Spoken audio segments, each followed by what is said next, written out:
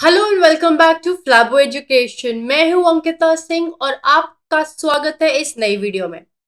आज हम सीखेंगे पर्सुएसिव स्पीकिंग के बारे में। पर्सुएसिव स्पीकिंग ये क्या होता है? आपने बहुत सारे लीडर्स को, स्पीकर्स को, स्पोक्स पर्सन्स को सुना होगा बड़ी बड़ी स्पीचेस देते हुए, आपको बहुत सारी बातें बताते हुए, मुद्दों के बारे में डिस्कस करते हुए। वो करते क्या है? वो आपको परसुएट करते हैं, आपके माइंड को इन्फ्लुएंस करते हैं ताकि आप उनकी बातों को सुने, समझें, अब्सॉर्ब करें, प्रोसेस करें और उनकी हाँ में हाँ मिलाएं। हाँ में हाँ मिलाने का मतलब कि वो जो आपको कन्विंस करना चाह रहे हैं जिस भी बात के लिए, आप उससे अग्री कर जाए। तो आइए आज के इस नए वीडियो में हम समझते हैं कि पर्सुएसिव स्पीकिंग क्या होती है।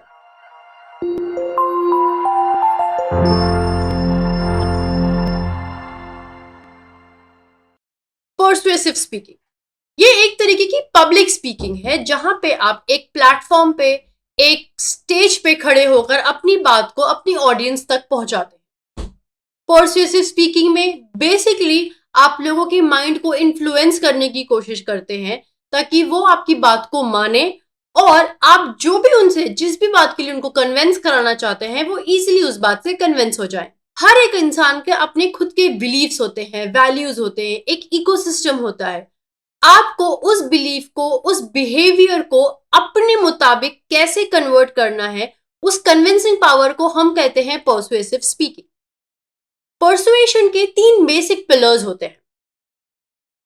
इन पिलर्स का नाम होता है इथॉस, लोगोस और पैथोस। इथॉस का मतलब कि आपका जो भी स्पीकर है उसकी क्रेडिबिलिटी कितनी स्ट्रांग है, वो कितना ट्रस्टवर्दी है, वो जो भी बातें आपके सामने कन्विंसिंगली बोलने की कोशिश कर रहा है उसमें कितनी सच्चाई है, आप भरोसा कर सकते हैं या नहीं कर सकते हैं, उसको कहते हैं इथॉस। लोगोस, आप किसी भी आर्ग्यूमेंट को कितने लॉजिकल तरीके से प्रेजेंट करते हैं उसे कहते हैं logos. L for logos, L for logic. उस लॉजिक को प्रूव करने के लिए आपको चाहिए होता है स्टैटिस्टिक्स, डेटा, फिगर्स। और जितनी आसानी से एक स्पीकर उस चीज को प्रेजेंट करता है अपनी ऑडियंस के सामने, उसकी लोगोस की क्रेडिबिलिटी उतनी ही स्ट्रांग होती है। लास्ट होता है आपका पैथोस, मतलब आप अपने ऑडियंस के साथ कितनी इमोशनली कनेक्ट कर पाते हैं ताकि उनको एक्चुअली में लगे कि ये इंसान जो भी बोल रहा है उसे हम इजिली रिलेट कर सकते हैं, इमोशनली कनेक्ट कर सकते हैं। तो ये 3 पिलर्स होते हैं जो एक पर्सुएसिव स्पीकिंग में बहुत इंपॉर्टेंट होते हैं अपनी ऑडियंस से कनेक्ट करने के लिए। तो आइए इनको और गहराई से समझते हैं। इथॉस, जैसे कि मैंने आपको बताया कि आपको बहुत ही एथिकल होना है, आपको बहुत ही ज्यादा क्रेडिबिलिटी शो करनी है अपनी ऑडियंस के प्रति। वो आप करेंगे कैसे?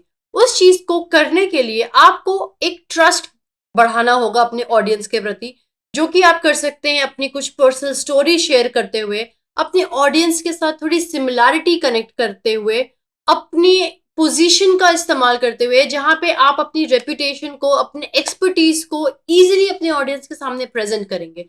ये करने से आप इजीली अपनी क्रेडिबिलिटी और अपने ट्रस्ट को अपने ऑडियंस के प्रति इंप्रूव कर पाएंगे। इसको इंप्रूव करने के ऐसे बहुत से तरीके होते हैं जहां पे आपको अपने फैक्ट्स रखने होंगे, अपनी पर्सनल स्टोरीज बतानी होगी एंड मोस्ट इंपॉर्टेंटली आपको अपने ऑडियंस के प्रति अनबाइज्ड होना पड़ेगा। अनबाइज्ड का मतलब, अगर एक ऑडियंस किसी एक सोच के साथ आती है और आप एक अलग सोच रखते हैं, वाजिब सी बात है कि आप अपनी कन्विंसिंग पावर को यूज करते हुए आप उसे अपनी स्पीच में निकालेंगे, अपनी ऑडियंस तक वो बात पहुंचाएंगे।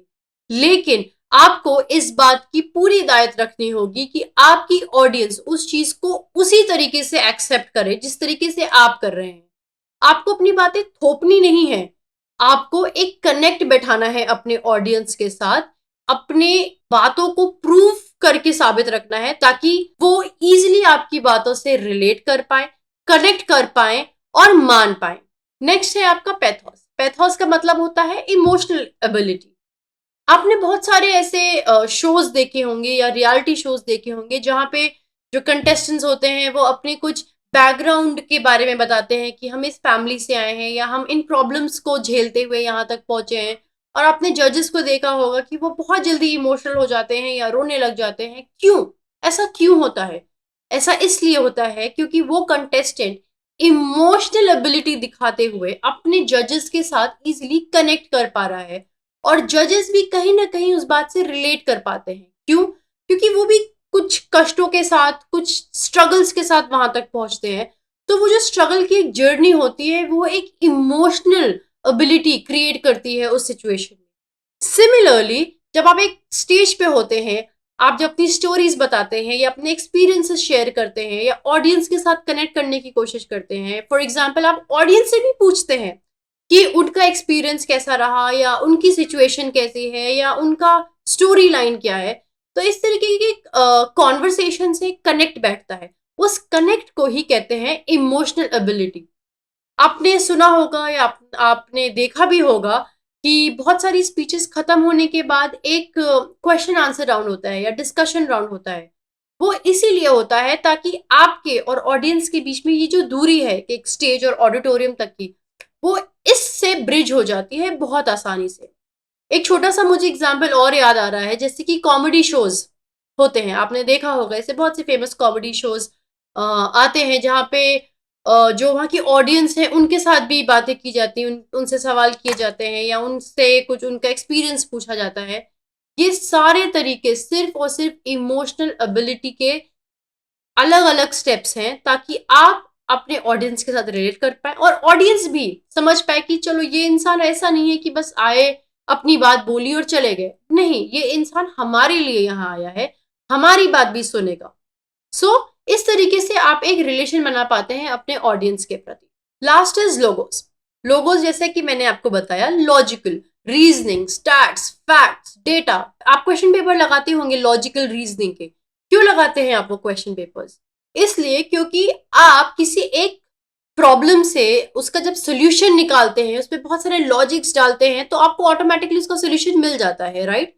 उसी तरीके से जो भी एक स्पोक्स पर्सन होता है, जब वो स्टेज पे आता है, अगर वो लॉजिकल रीजनिंग के साथ अपने डेटा, अपने स्टैट्स को प्रेजेंट करता है आपके सामने, तो कन्विंस होने के चांसेस, कन्विंस होने के परसेंटेज बढ़ जाते हैं। क्यों? क्योंकि आप जो कुछ भी बोल रहे हैं आप उसे बैक करते हैं एक डेटा के साथ।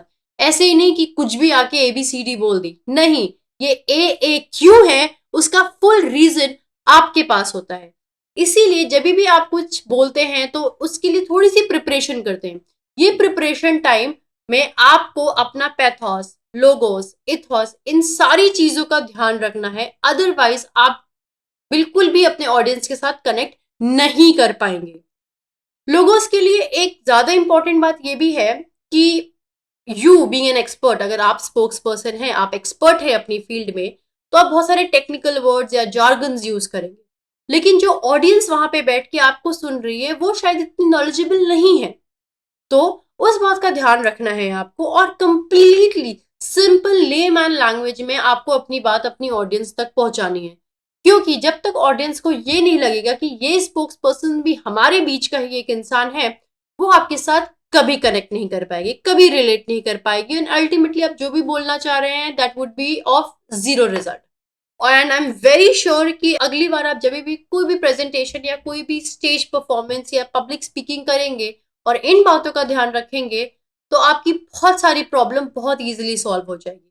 तो आज का ये वीडियो हम यहीं खत्म करते हैं। फ्लैबो एजुकेशन के एक नए वीडियो में हम एक नया टॉपिक लेकर आएंगे। लेकिन अगर आपको ये वीडियो अच्छी लगी हो so please don't forget to like, share and subscribe for Flabo education, क्योंकि हम ऐसी बहुत सारी वीडियोस आपके लिए लेके आते हैं जो आपकी रोजमर्रा की छोटी छोटी प्रॉब्लम्स को इजीली सॉल्व करने में आपकी मदद करती है। हम बहुत जल्दी फ्लैबो एजुकेशन की वेबसाइट भी लॉन्च कर रहे हैं, जहां पे आपको बहुत सारे कोर्सेज मिलेंगे, English speaking, grammar, public speaking, stage fear fight, body language और ऐसे बहुत सारे टॉपिक्स आपको वहां पे मिलेंगे, जहां पे आप regular courses, crash courses, one on one live sessions, हर चीज को यूज कर सकते हैं। साथ ही साथ फ्लैबो पोस्ट का हमारा एक ब्लॉग पेज भी है, जहां पे आपको बहुत अच्छे अच्छे आर्टिकल्स पढ़ने को मिलेंगे। जाइए, इन पेजेस को, इन वेबसाइट्स को एक्सप्लोर कीजिए और अपने ज्ञान भंडार को बढ़ाइए। आज के लिए सिर्फ इतना ही। Thank you very much. Bye bye.